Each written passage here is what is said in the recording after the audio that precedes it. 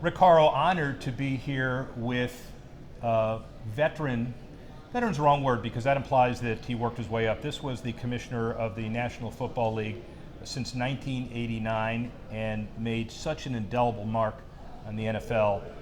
One of the main reasons, if not the main reason, it is destined to be a $25 billion business in the next 10 years.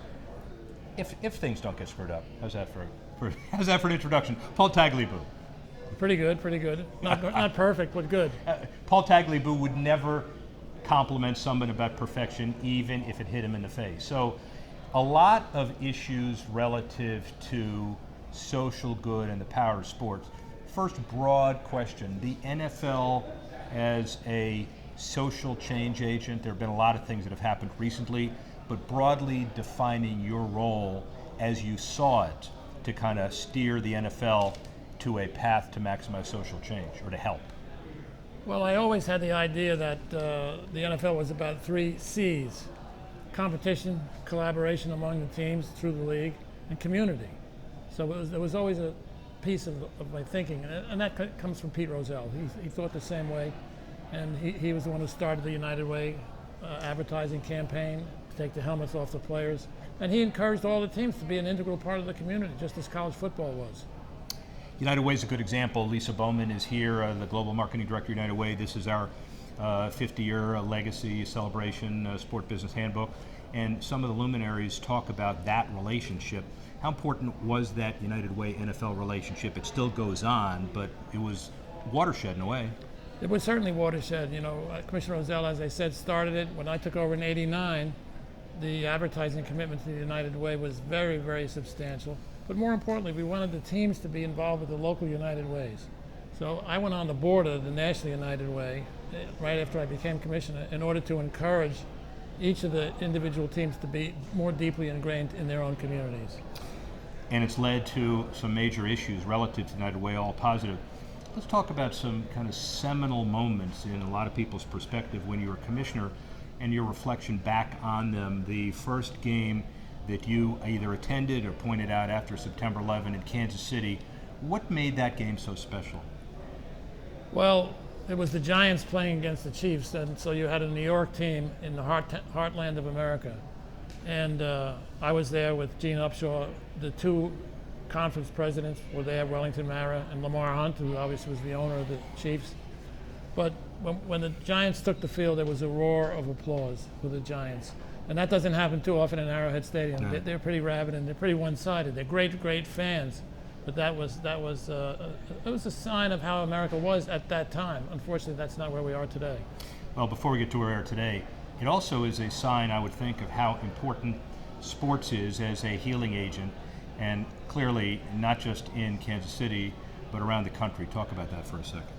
Well, I think it is, and why is it a healing agent? I think it's partly because it's a distraction from the workaday things that people have to do, but more importantly, I think it's the essence of competition, but it's competition based on teamwork.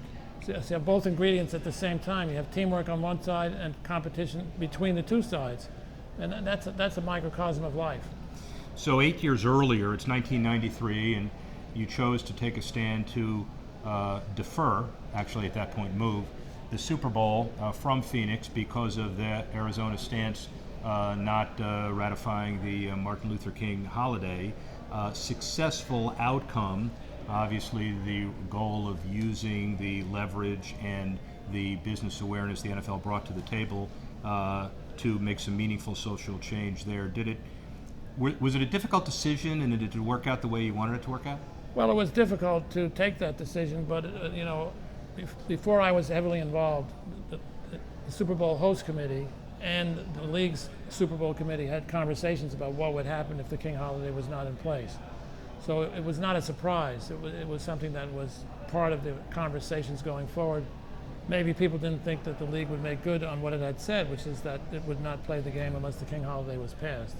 And then when it was passed, when we did adopt it, it was deferred, as you said. It was not canceled, it was not terminated. So we tried to have a balance between taking a position that was definitely an important position to take, but not being punitive. And just as a total coincidence, we're taping here at the 50-year event, and Bill Bidwell today passed at age 88. So reflect for a minute on Bill and his legacy. Well, you know, I was talking to someone yesterday about Bill Bidwell, and he became the sole owner of the Cardinals in 1972. I started working on NFL matters as a young lawyer in 1970. And so we had a long, constructive relationship, and he had some lean years in cities before arriving in Phoenix, but I think in Phoenix the franchise has flowered and become one of the top in the league. But the key thing about Bill and his generation of owners was that they worried about the league as much as they worried about their own franchises. And I think part of his legacy is that his son Mike has got the same attitude, and he's a real contributor to the league. Roles of community of franchises in communities. Let's talk about Katrina and the work that you did, and I saw it firsthand with the governor and mayor of New Orleans to basically keep the franchise afloat, literally and figuratively, and not move it or allow it to move to San Antonio. And that has to be one of the greatest social change moments as far as how far a league can go to protect a community's trust and interest in a franchise. So talk about that. Well, you know, New Orleans was an outgrowth of the merger of the American Football League and the NFL.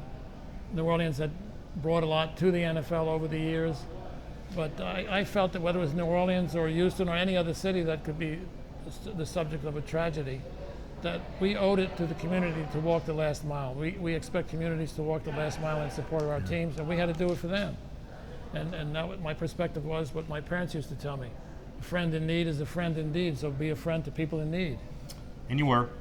The Tagliabue Initiative for LGBT Life at Georgetown gives you another example of the commissioner's role or position on these kind of issues, not just at the NFL. Talk about that, and then talk about how we think the whole LGBT and gay rights and diversity issues have progressed since you left as commissioner.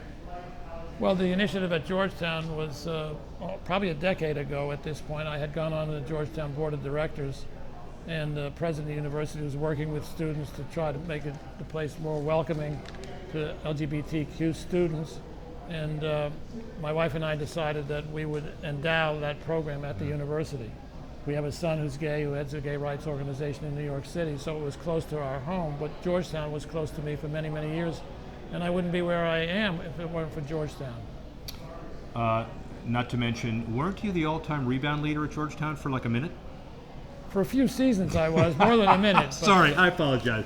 Was it Alonzo Mourning who then wiped your record out? Which center? I think it might have been Craig Shelton, followed by about 15 other players. Craig Shelton is not the name I wanted to deal with. How about Patrick Ewing? Patrick was part of it. History. Patrick was part of it. Got it. All right, let's get serious again for an issue that I know is really important to you, which is the whole role model and responsibility of the NFL. There's been so much discussion and turbulence.